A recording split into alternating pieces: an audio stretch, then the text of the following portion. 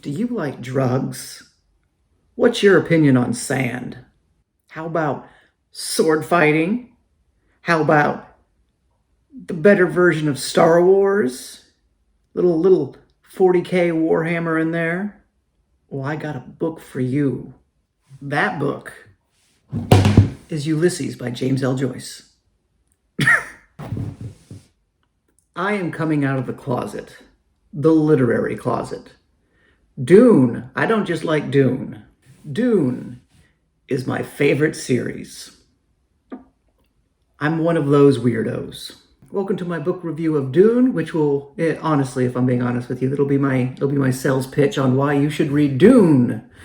So I'm gonna cover the basics here, and here's the first of two things you need to know. Dune is great because to review it because there's no spoilers. There's no spoilers in the book because the book spoils it all itself. The book has these nifty little passages, little commentaries at the top, like in-world like dictionaries and news articles and whatnot. And those spoil the entire book. By page 20, you know everything except what happens in the last chapter. You know it all. So no spoilers. So if you want to see the movie or something, obviously spoilers. But if you want to read the book, nothing to fear. And page 20, I picked that page out because that's the other thing you need to know. In the grand tradition of sci-fi, the first 20 pages suck. It's hard to get into. And I think that's the thing with sci-fi in general. I don't think it has to be, but that's just what it is. Dune, Foundation, Hyperion, all of them. I think it takes about 20 pages for you to get in there and say, like, okay, doesn't suck anymore. If you're a sci-fi fan, you gotta read Dune, because sci-fi is, in many cases, is the mother sci-fi. Star Wars was birthed from Dune's loins. Warhammer, which I'm not intimately familiar with by any means, but I know a lot of Warhammer was just taken directly from Dune, just like Star Wars. So it's had a huge amount of influence on current day sci-fi. It's just a good book in general. So it's got the sword fights from Star Wars, right? In the Dune world, in this technologically advanced era, they got the shields. You got the personal shields, and they can stop any projectiles, any physical projectiles. So can't use a gun. A laser gun? Nope, can't do that either, because a laser gun hitting a personal shield creates a nuclear blast and kills everyone, which is a big thing. So the only way to kill people is with sword fighting. No lightsabers. I guess that would also create a nuclear explosion, but you have to think that's where the idea came from. So Dune, we got this, not quite swashbuckling, but it's this medieval world of swords and empires and royal houses, right?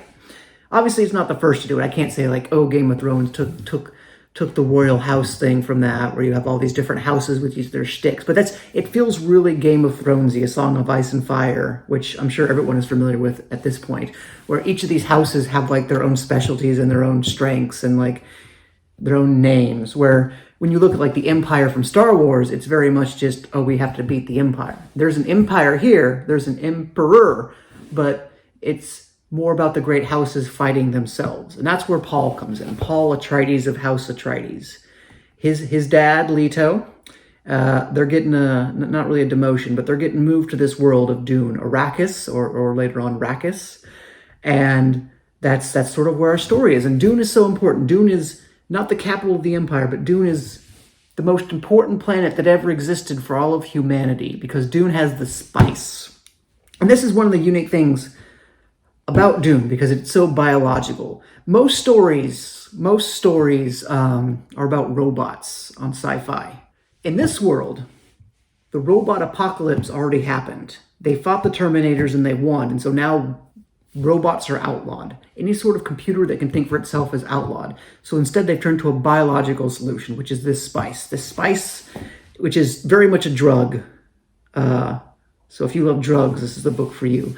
This spice lets you see visions of the future and like gives you like force powers and lets you do the Jedi mind trick. Just straight up, that's what it does. And so that's sort of the thing. And spice only comes from the worms, and the worms only live on Dune. Really quick nutshell.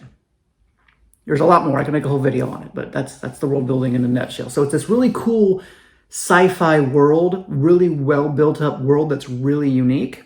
And then you get this political houses versus houses, assassination, espionage plot. Okay? And so once again, no spoilers for the book itself, even though it sounds like a massive spoiler. The book tells us right away that when they go to this world, Paul's dad, Leto, is going to be betrayed and murdered. And that's what happens. So the book chronicles Paul's arrival on this planet, his betrayal by his house and the destruction of his house, and then his retreat into the desert where he meets the desert dwellers. The Fremen were heavily Islamic influenced, heavily Muslim influenced. And then he sort of joins up with them and fights a rebellion against the empire. So you see a lot of the parts right here, right? That is a gross simplification as to what Dune is, because Dune in true sci-fi fashion, and Dune in true sci-fi fashion is all about the ideas. Normally, I would say, when you read any sort of book, even like the most like, oh, look at that plot twist. I could never write a book like that. Any book, for the most part, anyone could write. With enough time and experience, you could figure out the mechanics of writing a book. So even really impressive books that completely caught you by surprise, you get to a point where you say, I see how the author did that. Dune, I'm going to say, is not so much the case. Dune is not a book that anyone can write. Dune was written by a very, very smart man, a genius even. Perhaps not in the traditional literary sense, but a genius. This man has all the ideas. Dune is about politics, economics, environmentalism, the evolution of humankind. It has all the stuff, religion, so much religion. And it's presented in a very, very smart way, very concise way, which is weird to say that about Dune, because Dune is like infinitely quotable. Like, I write down quotes of all the books when I read them, and Dune is just pages on pages, because like everything is just like such a snappy, smart summation of like whatever topic he's talking on. He's talking about power structures. He's talking about the administration of governments. He's talking about everything.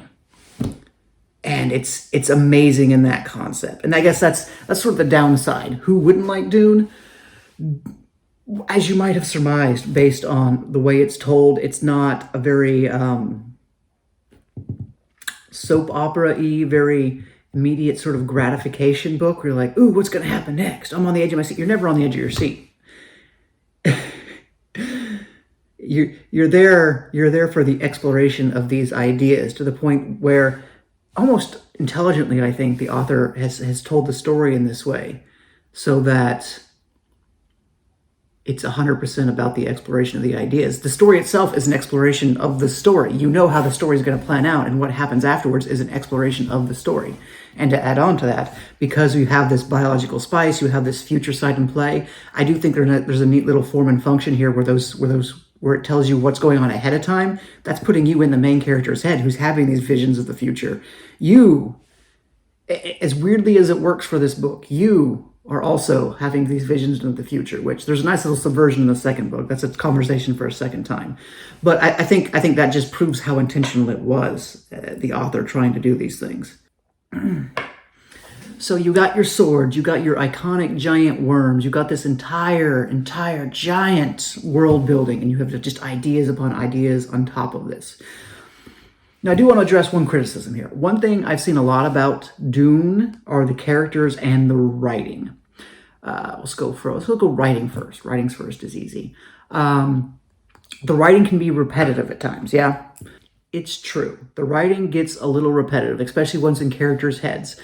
Maybe it'll bug you, maybe it won't. But it's not, at least as far as I'm concerned, and a lot of people, obviously, it's not by any means a deal breaker. It doesn't lessen your enjoyment. There'll just be a paragraph every now and then. You're like, okay, I know this. Let's move it along. But it's fine.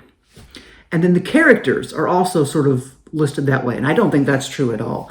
I think just because a lot of it, you're in their heads and you're hearing these repeated ideas over and over, these mantras and even these like summations of of the plot and what they're going to do. I think people like to think of them as stale, but I think the characters themselves are fine. I think it's that repetition that gets into people's heads and make them think less of the characters. The characters themselves are fine. And the prose really has its moments. The prose can be beautiful at times and really smart at times. And it just doesn't read like your traditional literary prose. Herbert, Frank, my buddy Frank.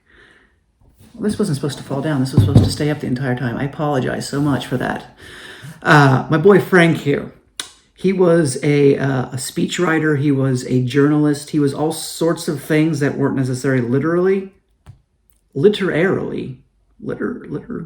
that weren't super flowery and beautiful in terms of prose. And that shows in the writing. And I don't think that's necessarily a bad thing, especially for sci-fi. I think if anything, it excels in sci-fi. So that's Dune in a nutshell. Dune, the first book. And so I would encourage you to read Dune. Just, the first 20 pages are rough. Get past that and be prepared to be put in a world full of splendid ideas, more so than a world of high drama and suspense. So, in terms of just pure quality of Dune itself, I'm going to give this one an 8 out of 10. Favorite series of all time, not favorite book of all time, which there's a big difference. And I'm definitely planning on speaking about the other Dune books, so get ready for that. We got 6 books to cover. Oh, and that's the other thing. You might go into Barnes & Noble nowadays, you might look at Dune and say, oh, there's 20 books. This is horrendous. How can I ever get into this? There's not. There's 6 books. Frank's son, he who shall not be named, although his last name is Herbert. Fair enough.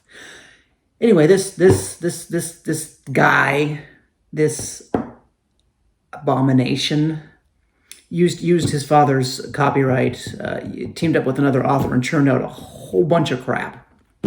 He originally finished the series, and that's another thing you might hear about Dune, is that it's incomplete. Not really. Each Dune book, until you get to like the 4th and 5th, basically when you end, it feels like an end. There's not a huge amount of like impetus for you to like pick up the next one and be like, ooh, what happens next? You're like, no, it's a pretty good stopping place. Except there's a little bit of that in the 4th and 5th. But the 6th book, where it ends, as far as I'm concerned, that's a phenomenal closing place for Dune. So you can consider Dune finished, just for the fact that you have to ignore all the stuff that his son made, which is 2 sequels and a whole bunch of other like world building prequels and just crap. So 6 books. 6 books, and not even like 6 huge books, like 300 to 400 pages each. So, and and even that you could ignore if you want, because each Dune book, pretty much by the time you get to the end, it feels like a complete story that you don't need further clarification on. So, you want to.